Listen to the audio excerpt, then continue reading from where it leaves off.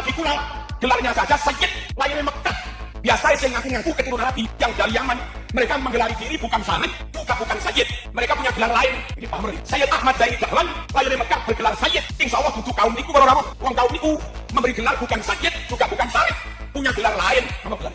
Pada waktu saya lulus dari kelas 3 Aliyah di Madrasah Ghazaliyah Syafi'iyah Karangmangusan Rembang tahun 2015, saya mendapat kitab yang berjudul Al-Iqdul Farid fi Wirdil Mawa'idh wal Asanid yang merupakan kumpulan mau'idhah dan juga sanad keilmuan dari para masyayikh di Pondok Pesantren Sarang. Dalam kitab tersebut disebutkan rantai sanad kitab-kitab yang pernah dikaji oleh para masyayikh hingga ke mu'allif atau penulisnya. Setelah saya baca-baca kembali, saya sangat bersyukur bahwasanya para masyayikh kami ini banyak berguru kepada para ulama-ulama besar. Bahkan banyak dari ulama tersebut yang asalnya itu dari Indonesia. Banyak mula dari ulama tersebut yang merupakan dzurriyyah Rasulullah SAW, seperti Said Muhammad Alawi Al-Maliki, Said Alawi bin Abbas Al-Maliki, Said Ahmad Zaini Dahlan, dan sebagainya. Fakta yang kami dapati lagi bahwasanya para ulama dari dzurriyyah Rasulullah SAW, baik dari keturunan Al-Hasani maupun Al-Husaini, saling menimba ilmu satu sama lain dan tidak ada jurang pemisah antara keduanya. Contoh pertama, dalam kitab tersebut disebutkan sanad dari kitab Disratul Ma'awanah karangan Imam Abdullah bin Alwi Al-Ahaddad yang kami dapat dari Syekhina Almarhum Kiai Haji Taufiq Rahman Ali, pengasuh Ponpes Mahjar Al-Amin rahimahullah taala, dari ayahanda beliau yaitu Kiai Haji Ali Mashko, dari Syekh Yasin Al-Fadani. Dan dalam sanad tersebut bisa kita temukan 3 ulama besar yang bagi kaum pesantren tidak akan asing, yaitu Syekh Ibrahim Al-Baijuri, pengarang kitab Hasyiah Al-Bajuri Alal Fathul Qarib, Syekh Samus Muhammad Al-Fudhali, pengarang kitab Kifayatul Awam, dan Syekh Abdullah Asyarqawi, pengarang kitab Hasyiah Asyarqawi Ala Tufatul Tulab. Ternyata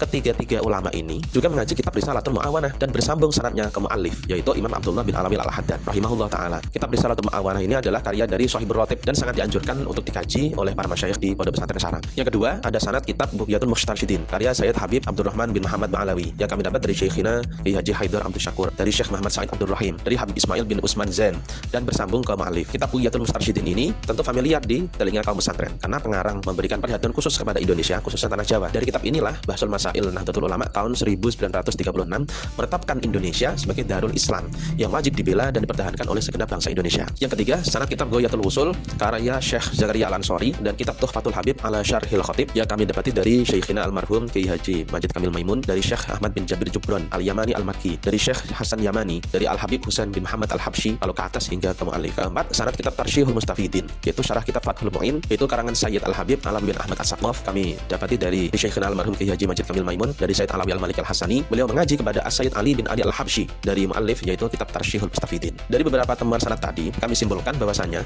para ulama baik dari kalangan dzurriyyah Rasulullah SAW maupun yang bukan saling menimba ilmu satu sama lain. Maka insyaallah kami akan selalu meniru thariqah masyayikh kami untuk menghormati para ulama, baik itu dari dzurriyyah Rasulullah SAW maupun bukan, baik dari keturunan pribumi ataupun bukan, baik dari keturunan Al-Hasani maupun Al-Husaini. Serta kami tidak akan membeda-bedakan antara mereka semua, karena dari mereka lah maka kami bisa mendapatkan ilmu dan pendidikan hingga kami menjadi seperti sekarang ini.